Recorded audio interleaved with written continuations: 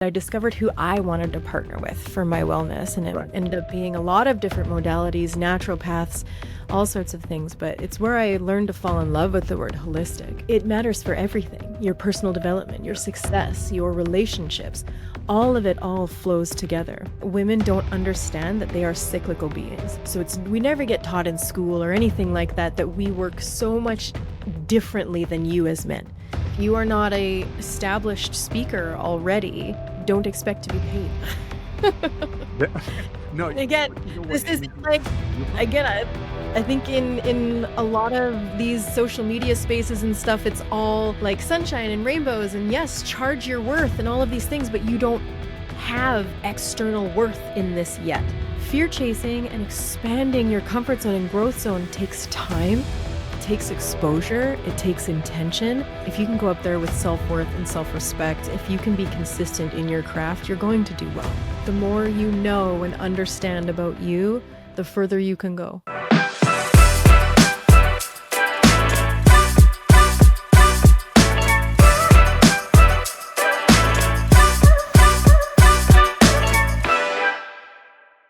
So listen, guys, I want to introduce you to Amy. Amy, obviously, we've already had some chit chat going on here, just about her company, her business, some of the things that she do. But before we get started today, Amy, on the topic that we want to cover, which I'm going to surprise you with the topic because you gave me some options. And before we discuss the topic, maybe you can tell us more about yourself. How'd you get involved in coaching? Well, I'm so excited to be here. Thank you, Bobby. I'm really excited. I can tell we're going to Yeah, have a great conversation. And absolutely. I got involved in coaching and everything else that I do through a long journey of accumulating many things that mean the most to me. But I work with a company right now called Next Level University. I partner my time with them very intentionally because I fell in love with their mission and what it is that they do and offer the world. So I started out, my background is in an anatomy and physiology, and I worked with people, especially women. I love treating women. I did a lot of pre and postnatal care and pelvic balancing for women as a massage therapist and things. And I was also on my own healing journey at the time and learned a lot, not only through my schooling, but through my own healing journey through female health and hormone imbalances and things that I ended up getting really incredible opportunities to speak at natural wellness events and to speak on women's health. And so I fell in love with public speaking, which is wild because people fear that more than death on average. But I Yeah, promise if you have something sure to do. say, if you find You're something right. that you want to say, you do learn to love it. And so I fell in love with it. And I started a podcast with another incredible woman, and we ended up finding Kevin and Alan at Next Level University and working with them. They helped us with our podcast and coached us on business and podcasting. And then my co-host at the time decided she wanted to do something different. So I did a little bit on my own for a while.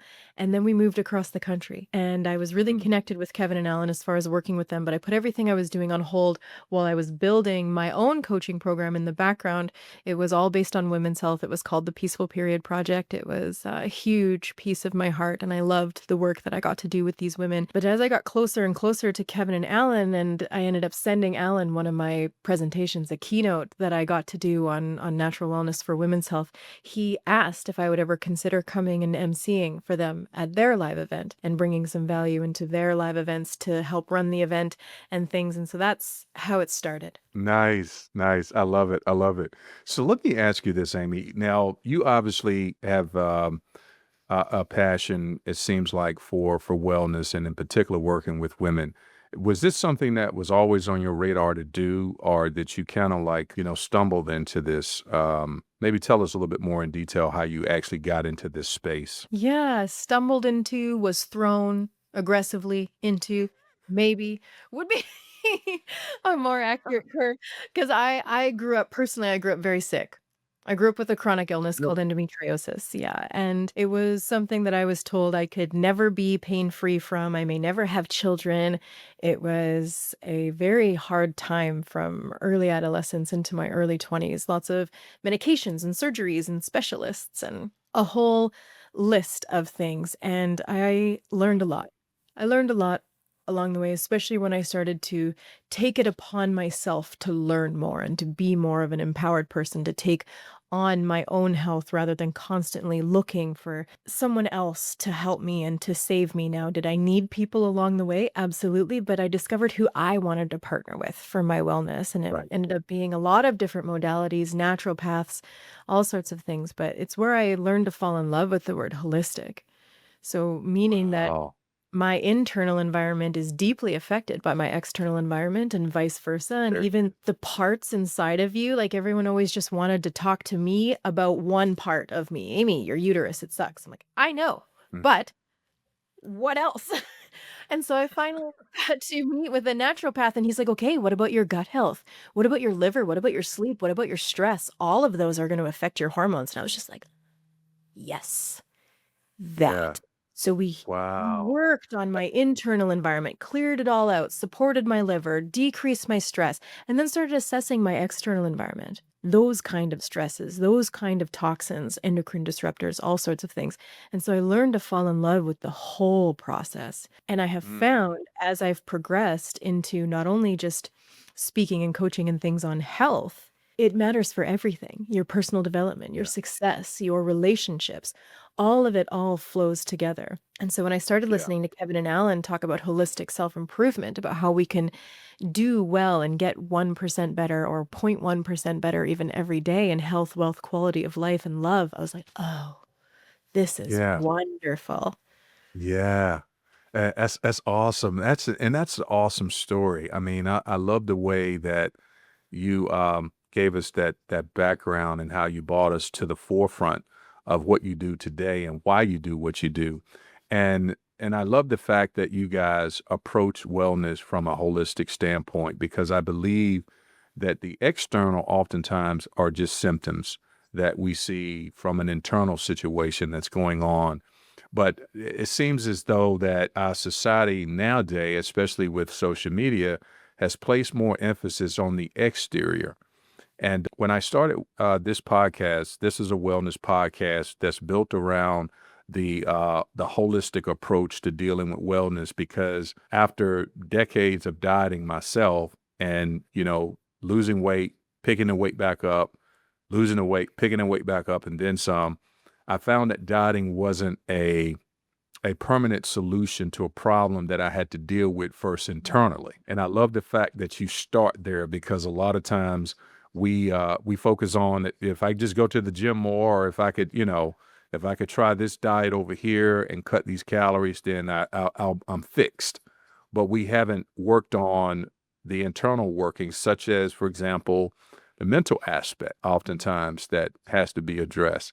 So I love that approach. Now, let me ask you this when it comes to your coaching with women, because you said you primarily work with women. Are you seeing any specific areas that women are more challenged in than others when it comes to their health? Physical or mental or both.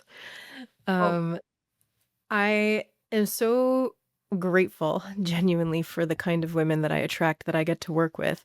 They deeply struggle with self-worth. So that's very much an mm, internal game. They struggle with self-worth and low self-respect and the inability to have boundaries. And what's really fascinating when you work with women, you see that all of the value we perceive that we have is from external sources. right. A good woman equals, well, is she a good mother? Is she a good wife? Is she a good sister? Is she a good community member? Is she a good daughter?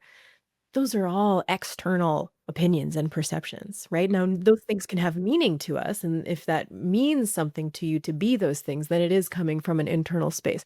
But if that's only where you're getting your worth and your validation is from external things, it's not a sustainable form of worth. It's not a true form of Yeah. internal self-worth. So I see that a lot. And the other thing I see is that women don't understand that they are cyclical beings. So it's we never get taught in school or anything like that that we work so much differently than you as men.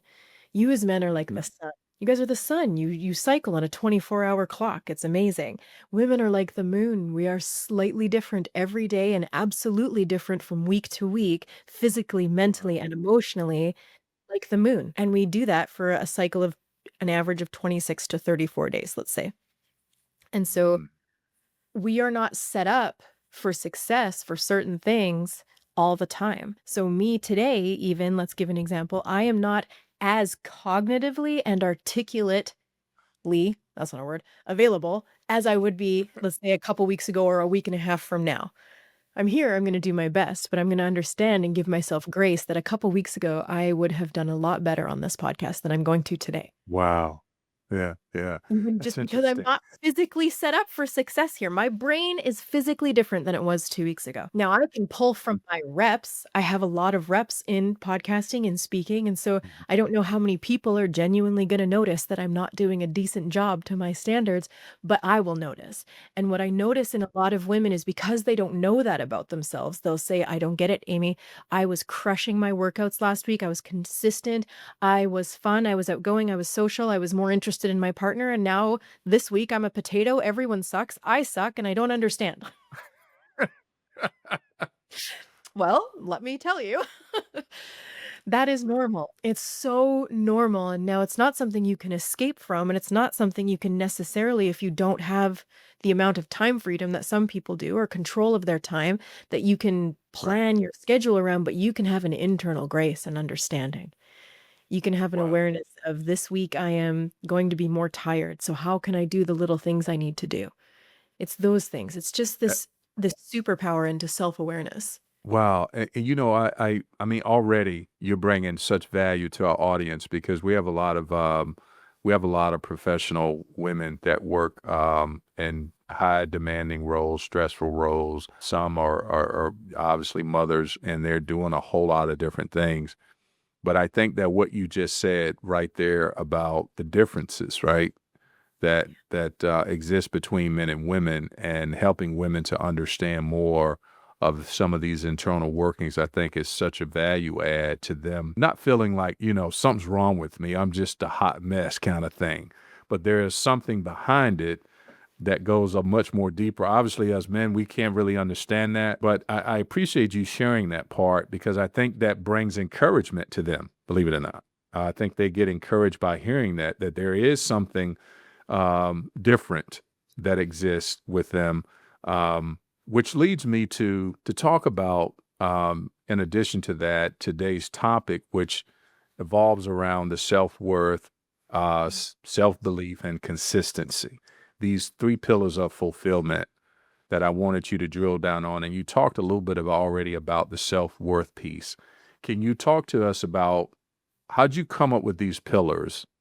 And then maybe kind of dissect each one if you don't mind doing that. Absolutely. So working with Kevin and Alan specifically for these kinds of frameworks has taught me a lot here. So when I was working with women on their health and giving them things that they could do for themselves every day, simplistic little things, little changes they could make, I noticed that they loved the information and they loved learning from me, but they would struggle to go home and implement consistently. And again, this is me looking back. Hindsight's always 2020. And Right. then when Alan started building out these frameworks of self-belief and what that looks like, of self-worth and what that looks like, and I got to dive into that first for myself, building those things up in myself and learning how to do that, and then recognizing, "Oh, if I had been able to give this gift to the women that I was working with, I would have Mm, they would have had a higher success rate for sure." Because there's so much belief is such a powerful thing and there's layers to belief. So I'm showing them right. that it's possible. So when you ask someone, "Oh, do you believe this thing is possible?" Yes. Do you believe it's possible for you? Entirely different Mm, answer sometimes. So I was showing them that these things are possible, but if I wasn't addressing that it was possible for them, or the deepest underlying layer is that it would be worth it. Underneath wow. belief is worth. We have to believe that it's going to be worth it to do the things that it takes to do to reach the goal. So this is so interesting. So the three pillars are, I mean, are there any specific order that you work with your clients on to identify which area may need more work than the other? So they're all 3 really important. So as I started really diving into this work myself and then applying it to the people that I worked with and watching us take people through group coaching and watching Alan take these incredible frameworks and apply them in, I started to realize that if someone had these 3 things, they can succeed in any goal.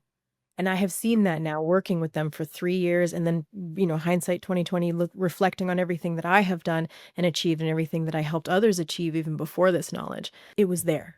Their ability to Wow. believe in themselves, their ability in their worth, and their ability to be consistent. Any goal, health, success, monetary, whatever that looks like for you. Success is such a subjective word, but relationships, anything, you will always meet the level of your capabilities in these three areas. You will hit a ceiling in any goal in those three things. And self-belief is an external game. Self-belief is what we believe we are capable of achieving externally, our competencies. And that, I love to start there because I think of the three, belief is one of the most Yeah. important things. It's even a part of when you break down self-worth, self-belief is in there. When you break down consistency, self-belief is in there. Your ability to believe that you can achieve this thing. It's okay if you don't know how yet. It's okay. There's so many nuances in there. The how-tos and stuff you can find out genuinely. People are always willing to help you, especially people who are ahead of you in a similar journey. They're always ready to support you and give advice, I find, if they're good people. And belief. So let's say if self-belief is if I give you, Bobby, enough time, energy, and money to build a home, what is your belief that you could do that thing to build this beautiful home if you had all the resources that you need? So let's say now you've built this home. Self-worth is how well you maintain that home. Self-worth is who are you allowing inside the walls? Are they spilling red wine on your carpets? Are they coming in with their muddy boots? It's how you preserve what you have built and how well you take care of it and enhance it and grow it. Self-worth is the Love it. internal game. I love it. I love it. I love it. I love the way you explained it too. I mean, you put it in such practical terms. And quite frankly, I know you work with women on this, but I see these pillars as pillars that oftentimes affect men in some capacities. And that the big one that you mentioned, self-belief, this imposter syndrome that oftentimes men suffer from, and just people in general, where you don't believe enough in yourself and and the ability to be able to do certain things, and therefore it affects these other areas in your life because it seems like everything starts there. It's from that internal space, that mental working, where we have to kind of reshape our thoughts to align with the things that we're trying to get to, because sometimes you can talk yourself out of certain things just because of the limiting belief you have in yourself. That That's could have been something that has been developed in your life based on your environment from childhood. And I just noticed a lot of times that men struggle with that too. I mean, so I'm listening at you how you articulated the story and gave us, the steps and the practicality to this, but it's something that I think we all face. I did want it to find out from you, if you could talk a little bit about fulfillment. Fulfillment seems to be high on the radar for a lot of people. And it's almost as if folks are searching for some sense of meaning and purpose in life. And the jobs, the work that they're doing is layered on so much stress and just wearing people down physically that they're almost to the point where they're physically incapacitated in some ways to just, you know, not perform at the level they need to perform at. So talk to us about fulfillment. Do you face this question coming a lot of times from women who may be dealing with not feeling fulfilled? I do want to address what you said before that. It is. It's across the board. Men, women, anybody. It's Yeah. those 3 pillars are across the board. And I do find that more men, if you group them into groups, more men deal with lower self-belief because they struggle with Yep. the ability of competency, of not being Yep. capable enough. Now, is that true or accurate? Not always, but that's a big one for men. And so I want to make sure that you're left with how to build self-belief. When you listen to this podcast, I want to make sure you can build it. And it's Yeah. just 3 steps. It's state, prove, self-assign. Say you're going to do something, do it, and then give yourself a moment of acknowledgement that you did that thing. And the more you can do that with the mundane things that you do day to day to day, the more you're going to build your self-belief, your belief in your competencies, and it's going to build into your identity so that you do not have those imposter syndromes moving forward because the identity is built. You're not going against an identity that isn't there. And so if you're going to do the laundry today, say you're going to do it, get it done, and then say, "Hey, I did the God. thing I was going to do," and give yourself Yeah. that good job moment. That's how you build self-belief. So if you can run that as much as possible, it will serve you in building self-belief. Now, Love it. fulfillment. Fulfillment, I think people don't go into the deeper dive of what fulfillment means. They think it's just happiness, which Mhm. happiness is wonderful, but it can be fleeting and it can be Right. superficial and it can be, again, happiness is built up of what we believe. We have a framework around happiness and things too. Framework is, or happiness is, a combination of joy, pleasure, and fulfillment. Fulfillment's its own little thing. Right? Pleasure, we can't live there all the time, but it's very important. I love watching Netflix curled up with ice cream with my husband. That's one of my Right. favorite things. That's such a pleasure-centered thing for me.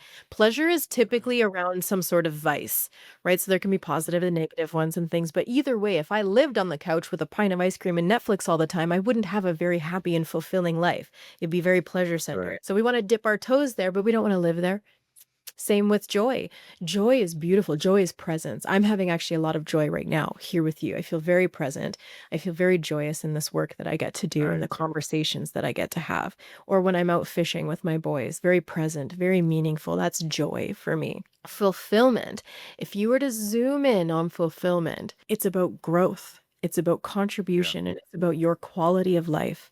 When you see fulfillment, growth, contribution, quality of life, those things sometimes take hard work and involve hard things and hard days. And I think fulfillment gets tossed around like it's the easy way. It's choosing what's easy and fun and light. And no, rarely things that are fulfilling and meaningful are all easy things. That's right. That's right. No, I mean, you did a great job, I think, in explaining that because I think there are some misconceptions built around fulfillment and how we seem to associate it with happiness. And I once heard someone say that happiness is dependent on happenings. So you're happy as long as things are going the way you prefer them to go. But what if they're not? And I think when you talk about fulfillment, and how it's built around growth. I mean, I completely agree with you because I think that when you see yourself growing from a developmental standpoint, be that, you maybe picked up a course that you wanted to take or had been wanting to take for so long, and you finally achieve that milestone of accomplishing that part and taking that course and getting the certificate for that course that helped you grow better as a person, perhaps in reaching your goals. To me, there's a sense of fulfillment that you get from that because it's something that you see that added value to your life that's measurable. And it's not just external. It's like, I really did this. This was hard for me to do, but I was able to accomplish it. I set my mind to it. I got it done. And now I can go tackle something else. You know what I'm saying? To me, it seems like there's a sense of fulfillment you get from those types of things. Yeah. It doesn't exclude the hard part. You still got to go through that. You still got to go through the difficulty. You still got to go through the setbacks. All of that stuff is part of the journey. But once you get to the other side of that, can't beat it. To That's me, right. that's sense of fulfillment from that. Mhm. And if you can keep going, if you can keep growing and be a striver instead of an arriver. Now we can arrive at certain milestones and reach certain goals. That's amazing, but we can always keep going. Mhm. There's always more to learn about yourself, others, the world.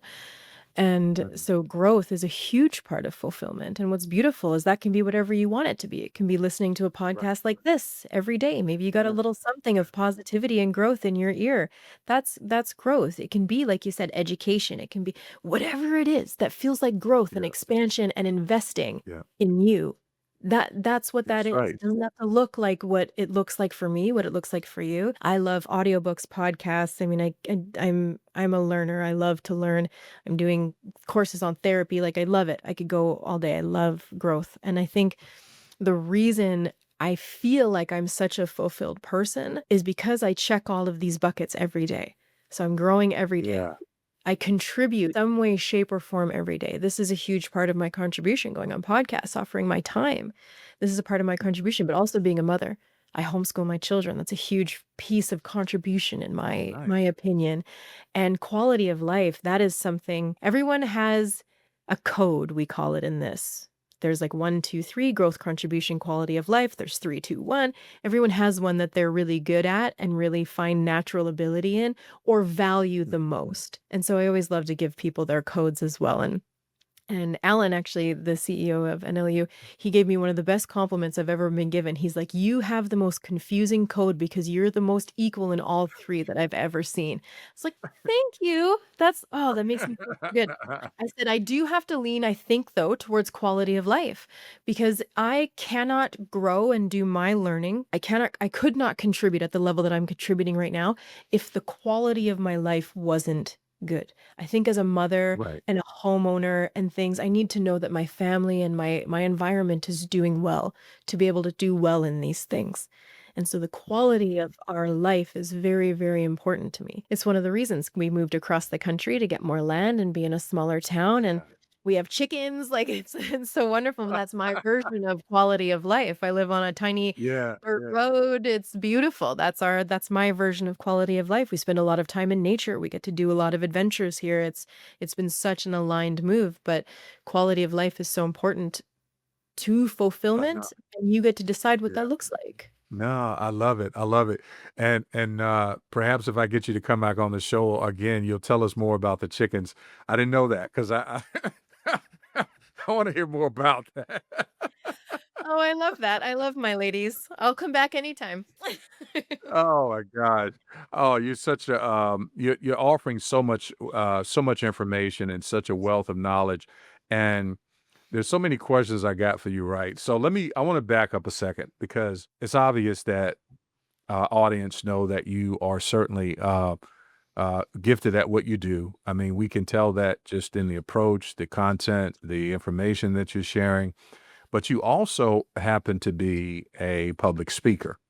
And you and I kind of talked a little bit about this offline, but I wanted to find out a little bit more about public speaking and how can women get more engaged in this? And this question came up to me or was asked by a young lady that was trying to get into that space. But like most people, she was dealing with a measure of fear and apprehension, whether the messaging could come across, blah blah blah. But how'd you get into it? And tell us maybe a little bit more about that side of you. I mean, what a beautiful thing to want to get into, first of all. Whoever that is, I'm Yeah. celebrating them and want them to succeed so deeply because when heart-driven people and people who have just positive messages to put out in the world can start putting them out into the world, we all win, genuinely. Right. And so I what advice or let's start with what I come across the most is people are not willing to work for free. And I think that that is a Mhm, mistake. Kevin Allen and myself, who have all been coaching for years, still offer free calls and mhm. free, like, sessions and all sorts of things. There is so much value in free. People do not know or to see you as an expert in this thing unless you start showing it. Yeah. So where I see people meet a lot of ceilings is when they're not willing to do it for free. Mhm. So if you are not a established speaker already, don't expect to be paid. That no, And again, but you know what, this isn't Amy? like You're right. again, I think in a lot of these social media spaces and stuff, it's all like sunshine and rainbows and yes, charge your worth and all of these things, but you don't have external worth in this yet. And again, these are That's not right. sexy things to be saying. These are unsexy fundamentals, unfortunately, but those are the things that work. You have to go out there and offer it for free to whoever will listen. Podcasting is a great thing. Start as a podcast guest. You're right. That's what a You're right. wonderful thing. It is free, and you can go and have people ask you questions about your thing, and you are going to gain so much experience talking about your Yes. thing. Practice, repetitions, that's what You're gets right. it. I love it. I love it. You said something about, and you said this earlier, getting the reps in. And what free does, free allows you to get the reps in. That's right. Reps, meaning getting out and doing the thing and keep doing the thing and doing it some more. Because the more you do it, the more proficient you get at it. And then at some point, people will see value in what you offer and they will be willing to pay you for it. But if you can't start by offering it for free, then chances are you'll never get noticed. And more importantly, the chances are you'll probably never get a chance to get the reps in. The reps is where the development comes into play. It's where growth happens because you see yourself evolving the more you do it. And so I think that's really great advice that you shared there for folks that are looking to maybe get more into that space is to not always, limit yourself just to the pay part. That'll come at some point. But there It are other will. ways for you yeah, it'll come at some point. You just gotta be willing to start, and if somebody wants you to come in to talk on a subject, go talk. Yes. Go to the local chamber and see what events they got going on. Offer yourself as to come in as a speaker and talk because that's Mhm. what you wanna do. You just wanna be able to talk and get more reps in, you know? Yeah, and grow your value. Grow your value in that Yeah, space, and I think people don't like to hear that because it's like, yes, we're all internally worthy. We're all worthy beings. We all have an intrinsic worth that should be respected, honored, and all of these things. As humans, we have these worthwhile characteristics, values, all of these things. But in the external world, people cannot know that value unless you give it to them, unless you show it, unless you that's right. share it. That's right. There's I That's think right. we get them mixed up sometimes. Yes, as a human, you're Yeah, intrinsically valuable, absolutely, but in the market, no one knows who you are. You have not that's established it. yourself as someone who not only people know, like, and trust, but who is been seen as worthwhile investing into of what you wanna talk about. And so and Yeah, again, that's not fun to hear. It's really not. And when we work with people who are trying to be coaches, looking to expand into coaching practices and things, they've been given some terrible business advice. People always just say, "Well, I'm not making enough in my coaching practice." So the mentor or coach will just say, "Well, then add another 0. Add another 0 and you'll make mhm. more money." Not if no one is paying you in the first place. Right.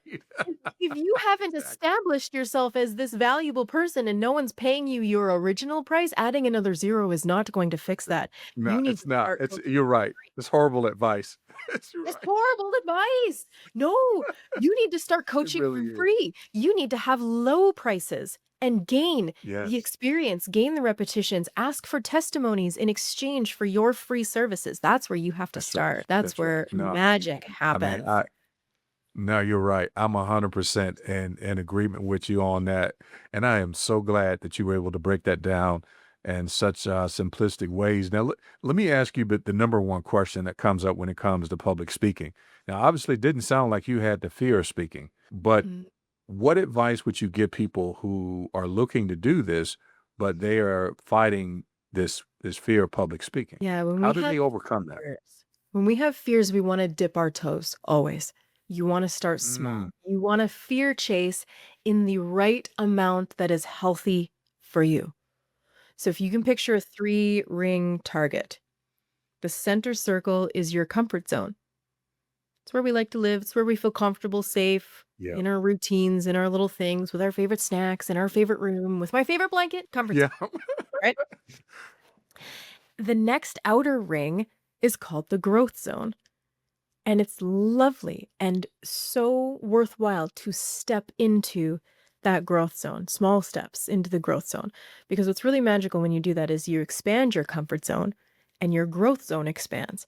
But what people are doing is they're jumping to that third outer layer, which is the anxiety zone. They go from their comfort zone right out to the zone. They go from 0 to 10. They freak out. Their nervous system feels scared. They don't feel safe. So they jump right back into the comfort zone and convince themselves that that is not for me.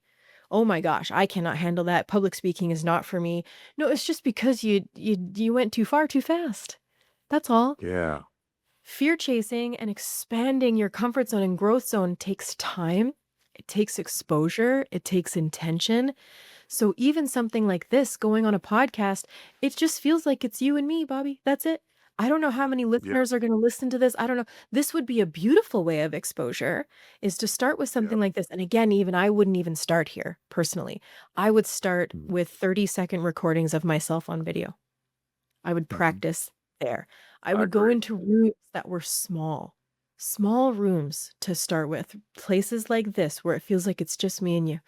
And you're asking me about my thing. I don't even have to Yeah. like it's me talking about my favorite stuff. That's the Yeah. best. That's the best. You have someone asking about your favorite stuff that you want to talk about. Go on podcast. It's the best. Yeah. And Oh, man. just small, dip your toes. We never want to go from 0 to 10. It's not sustainable. So small, That's great small advice. rooms about things that you love to talk about. That's great advice. Dip your toes. I love it. And I think that's probably what have caused many people perhaps to pursue public speaking for any, extended period of time is because they go from 0 to 60 and they just, it's no in between. And I'm glad that you shared that it takes time. It takes time and you take steps to get there and eventually you'll get there where it's not so much of an issue. But I like the analogy also how you use podcasts. And one of the things that helped me was when it came to public speaking. And I'll say this, communication in general is so vital for Mhm. almost every aspect of life, especially in the realm of professionals who are working with clients.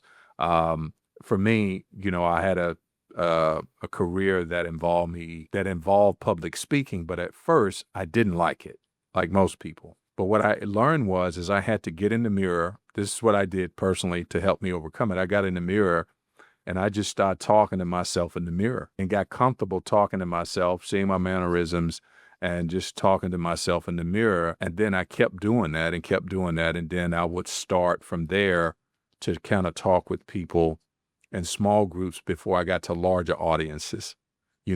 I never had a problem one on one. It's just you're right. You have to ease your way into it. You don't just dive right into it and go start talking to 2,000 people at one time. That shouldn't be your first gig. Don't let, if you just starting out. That's right. And once you've reached that place, once you've reached a place where you have an audience and people are listening to you, and even then it's still really hard. You want to do your best and you don't want to mess up and all of these other things. You want to be communicating clearly and give tangible examples and good stories. Again, there's communication is such an art and a skill that can be developed, but Mm. no one knows. This is the best part. This is the best piece of advice I can give you. If you're up there and you mess up something, no one knows what you were going to say. Right. That's the best part. They don't know that were gonna say this here, but instead you said this here first, and then you had to come back to this thing. No one Yep. knows. You're right. They don't know. If You're anything, right. all people are seeing is that they're impressed that you're up there and how they could never do that. So now you're the impressive person Yeah. at the front of the room. Mm-hmm. Mm-hmm. That's it. And That's then you it. just get to go in and add value and people are impressed by that. So, yes, you should always strive to do your best, and I think reviewing is really important. I would always listen to my speeches afterwards and be like, "Well, there's where I messed up, and I should have said this better," and, "Oh, now I'm talking about this. They have no idea. I did not set the stage for that whatsoever, and now I'm talking about this. They don't know. Oh my gosh, I did not set that up for success." And just learn, right? Practice, do it, and then watch it, That's right. and then You're right. learn You're right. from that. Reflect. Now let me ask you this, Amy. Do you coach people in the public speaking space? Is that part of your coaching that you do? I have worked with coaches and women who like to speak. I've never coached them on speaking. Although Alan is so dedicated to not only frameworks but his own personal skill in speaking that he has the 25 impact points of communication and he rates himself on them every day. And he has this whole thing and it's powerful pauses, it's inflection, there's all of them. I couldn't list them for you if I tried. There's 25 of them. Are you kidding me? But he has Mm, a chart that he rates himself on every day, and we offer anything that we do ourselves, we offer to other people. And so okay. it's when I sent him my speech, he literally rated it through his system of the 25 points of communication, and he thought I did a good enough job that he asked me to come work with them. Oh, nice. Nice. So yes, I do think this is something that you can do, that you can be coached on, that you can build, especially if you are going to. So that was actually the next step. People like Kevin who supports podcasters who want to get more comfortable speaking in podcasting, or someone who wants to just start excelling more in social media. The first step is to record yourself and just watch it yourself and give yourself grace and feedback. Yeah. The next thing is to send it to someone else. So he has people sending him those 30-minute clips for feedback. And that's, another little toe dipping thing that you can do and get someone external Yeah. advice and things. But I do, again, if you have the belief, if you can go up there with self-worth and self-respect, if you can be consistent in your craft, you're going to do well. And I think that those pillars that you just mentioned really encapsulates the discussion we've had today. And I have way more questions for you than I have time. And it's amazing. I just looked up. I'm like, wow, we've already about 40, almost 45 minutes into this session. And I still haven't gotten to having questions because I love all of what you guys do there as a team. And certainly the things that you have shared today have been such a value add. And I believe that not just our women, but I believe our entire audience is going to benefit from some of the practical things that you shared today that I think will add value to their lives and helping them to achieve some of the goals and objectives that they have. The one thing I did want it to maybe have you to mention or talk about before we get ready to close out was habits Mm, and the importance of how to develop the right type of habits, right? Because I see that, and I know for me, and the reason why I bring this up is because my whole health journey and my weight loss journey, one of the things that I realized was important was developing routines and developing habits that would lead to sustainability. And that's where I had missed the boat all the other times when I was dieting. I didn't develop those habits. So perhaps you can talk to us about developing habits and why they're important. yeah, habits are, I think, something that is like this tiny little nuance that no one really talks about. Everyone has habits, but it's everything. Your habits are Yep. everything, and you have them whether you intentionally do think you do or not. Now, there's habits that we're intentional about when we're trying to make change and trying to do new things, and then there's habits that we automatically have that we don't recognize as habits, even though we do them every day. And so, assessing your habits through the lens of your goals is really, really important. So, the second you set a goal, your habits have to change. You have habits that you're currently doing that are not aligned with that goal, and you have habits that you need to implement to get you to the goal. So, the second you decided you wanted to lose weight, certain habits had to change, certain habits Yep. had to go, Yep. and certain habits had to come in. And Yep. your ability to be consistent with those habits is what is going to get you to the goal in the end. That's And so it. That's it. habits are something you do every day. Everything else is a task. You're checking it off the list. It's a to-do list versus a habit. Habits Mhm. are, when we speak about consistency, we're teaching you how to have habits that you can be consistent in for the sake of your Mhm. goals. Whatever your Right. core aspirations are, we're going to make sure that those are through the lens of your core beliefs and core values. That's really important. And through the lens of what you can sustainably achieve every day for the sake of those Mhm. goals. I love that you said sustainable because that is a key point of consistency. We have 5 points for consistency, and sustainability, I think, is one of the most important ones. Because if you can't do it every day, then it's not sustainable. It doesn't mean it's not for you. Right. It doesn't mean that you suck. It just means you haven't built up the capacity to be able to do it at that level yet. And there's no one giving permission to start small and sustainable. And it drives me nuts because, again, it's those unsexy fundamentals that are actually the things that work. But everyone's out there, no, big, hairy, audacious goals, add another zero, Right. do 10 more. And it's Right. like, could you do could you do 2 sustainably to begin with? If not, don't add 10, go down to 1. Go Right. down to 1.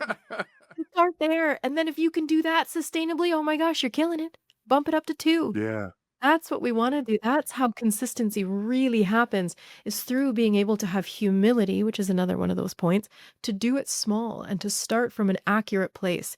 If you have not been able to exercise consistently for a half hour every day, then drop it to 20 minutes.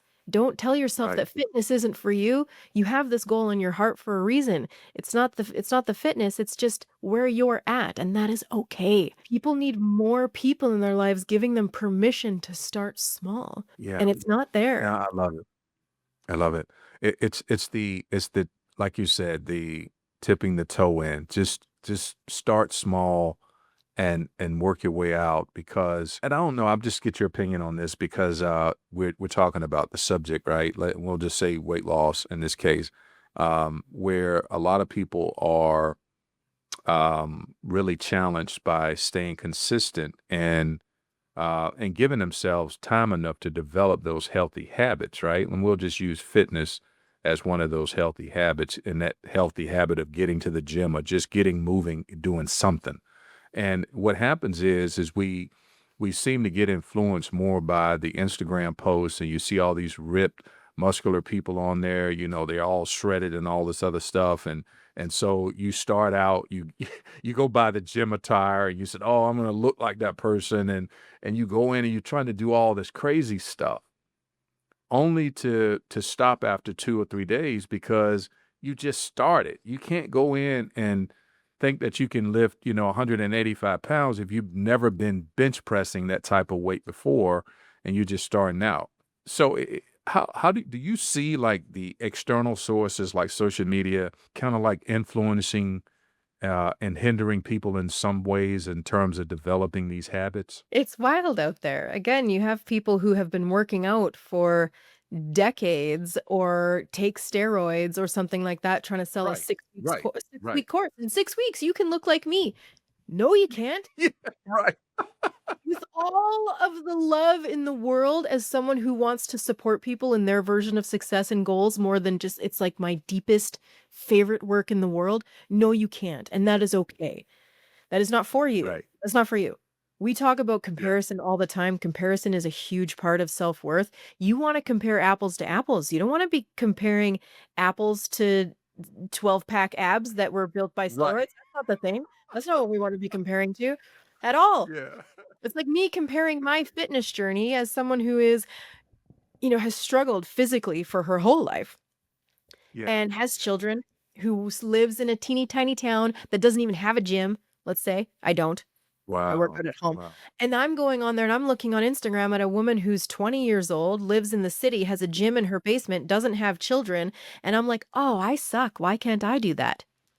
Right. It's not the Right. same. We're not the same. No, not No, I like I said, I'm pushing 40, I have children, it's a whole different game. But now if I can find someone who's ahead of me, who is also, let's say, in her 40s now, who is fit, who also has children, who also has a similar lifestyle to me, but she's crushing it, now that's someone I can be influenced by. Yeah. That's someone Yeah. who I can be I wanna compare to. Comparison can be used for inspiration, absolutely, or it can tear you down and ruin your life. There's a whole you want the inspiration, you want the inspiring one.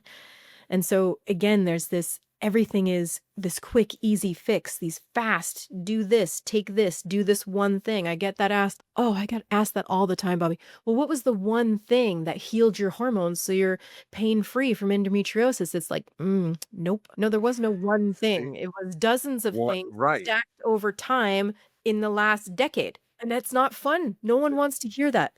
No one wants to hear that, Yeah. but that's why I'm winning in the ways that I win. Yeah. That's why I'm successful in the Now, ways that I'm successful. and I think that's the reason why you, just in talking with you in this brief time that we've had to chit chat, that you are certainly doing great things in the coaching space. And it's also the reason why I would certainly hope that our audience would reach out to you and reach out to Next Level for assistance on some of these goals that they're having struggles in accomplishing. Because what you were able to do today, Amy, is you were able to make this simple enough for the average person to be able to understand. And I like the fact that you didn't try to coat this as if there was some magic pill that you could take and all of this stuff would be dealt with, but there was actually work involved, and some of it's going to be hard work, right? And some of it's going to be slow work, like tipping your toe in. See that to me is the authenticity that you were able to bring today to the audience, because there really are no quick fixes to a lot of this stuff that they may be challenged with. It takes time, but you need to have someone to work with that can give you the space to grow and can help you along the way. And I appreciate the work that you're doing. I can see the value in it. I mean, I just realized that doing this podcast. It's great stuff. Thank you. That means the world to me. It Yeah. really does because that's Yeah. our whole thing. We call it heart driven, but no BS at NLU. We Yeah. want to Right. give Right. you authentic truth and set you up for real success and see change that Right. really matters. And so that's why we do things like assess self belief and teach you how to be consistent through that belief. Again, if you don't have a belief that you can go to the gym for an hour at a 10 out of 10, then we should not be sending you there. Absolutely not. That's right. That's not the way. Let's start at home and let's start with 10 minutes and let's build that belief and that capacity and build your sustainability to success. That's the way. I That's think it. people That's just good. need more permission. They need more permission and to be seen where they're at accurately and to be told that that is okay. And let's take the next step. What is the next step? Mhm. Not what is level 10. Let's not get there tomorrow because you won't, Yeah. but we can get there eventually. Absolutely. With consistency and sustainability and all of these, again, unsexy fundamentals that we talked about. But I believe that's where we see real change. And I think that's why we have the community that we have and we get to work with the people that we work with. I love it. So how can tell us how our audience can reach out to you? Well, before you do that, let's talk about is there an assessment that you guys provide or that you have to go through first before they actually start working with you? Maybe tell us about that and then how they can reach out to you and all that good stuff. No, there's no assessment. If you want things to be able to assess yourself, I can give you those for sure. We offer as many frameworks and things as we can. One of my favorites is a fulfillment one that you can fill out. But what I love to do, I love to take people through it myself so I can guide them through the process because you will be wildly surprised at how often people will even talk themselves out of giving them certain numbers in certain categories and things. It's beautiful to be able to facilitate and to give people permission to give themselves high scores or low scores and how that's okay and things. So no, there's no prerequisites to coming into anything at all. I think it's more that if you actually want the quick fix and the one magic thing, then you probably won't like us. We're probably not for you. But if you Right. want to grow and make small 1% improvements or even 0.1% improvements every day, then we are the space for you for sure. I run the Next Level University Facebook group. It's called Next Level Nation and I pop in a self-awareness question in there for people every day. And that is a free space. Anyone can join. Again, if you like the idea of not a quick, easy fix. And but also I'm on Instagram and Facebook. It's just at Amy Lenius. And my DMs are always open. Ask me any questions. And every first call for me, I call just a connection call and they're free. And I'll do that with Okay. anybody, even if you don't want to progress into anything else afterwards. Okay. Got it. Got it. All right.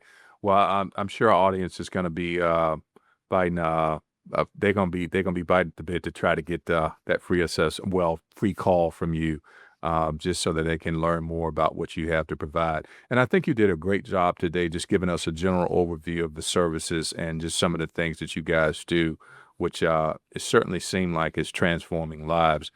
Now, I didn't ask you this, but I need to ask you this, right? Because I wanted to know, do you have a testimony or story of someone that maybe you've worked with either recently or in the past that you were able to help overcome some type of challenge that they were dealing with? I have one that was just sent to me from one of my coaching clients and Mhm. she needed to build her self-worth especially, but she's a stay-at-home mom. She wanted to start building just a bit of an income through her own passions. She loves to do Reiki and just beautiful magical little treatments like that. And so we just built out a simple little business funnel for her to be able to bring in. Her goal was $500 a month to start and just build her into that while building herself along the way.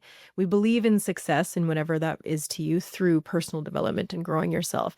And she sent me this just the other day, and it says, Amy has been truly transformed transformative for my life. Over the months we've worked together, she gently helped me dig into my core wound, break big challenges into manageable steps, and always made me feel safe to speak my truth, even when it was uncomfortable. She's completely non judgmental, sees my potential, honors my slower, more emotional process, and believes in me every step of the way. I'm deeply grateful.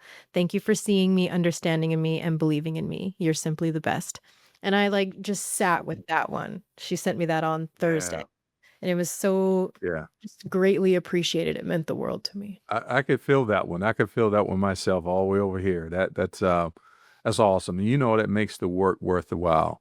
You know, when you see that you are not just doing something, but you're doing something that's changing lives and helping add value to people in ways that they could be talking about for years. So again, I'm so glad I got a chance to have you on today to talk about what you guys do. Now, as we roll out, I do want you to leave our audience today with some words of wisdom, some parting gifts, so to speak, that you would like to share maybe before we get ready to close out. First of all, thank you. Thank you for letting me read that and for all of these beautiful questions. I appreciate it so much. This was such a good conversation. I love it. I don't take this lightly when people open their platform for me to come and share. So thank you. Yeah. My parting piece of advice is self-awareness. The more you know and understand about you, the further you can go. Again, sometimes that's really hard. Sometimes it's hard to look at those mucky aspects and things you're avoiding, and sometimes it's growth and it's love and it's light and it's beautiful, but it's both. There's such a duality in self-awareness, and I encourage you to dive into the parts that feel uncomfortable because that's where the most growth and awareness happens. And if you're having hard days and those are hard emotions and hard things to look at, it doesn't mean you're doing it wrong. It actually means you're doing it more right than the average person who just wants to do the superficial things that feel good. Diving into you, understanding your core beliefs, core wounds, core aspirations, what drives you, all of these things. It's such a superpower that can not only transform you from the inside, but start to reflect on the outside faster than you could imagine. Even if your external circumstances don't change, they do change. It's wild to see. Yeah. And so the more you know about you and the more you can step into what you learn and the authenticity that is you, the more holistically successful, again, health, wealth, quality of life, love, you are going to be. I think that's a great way to end today's show.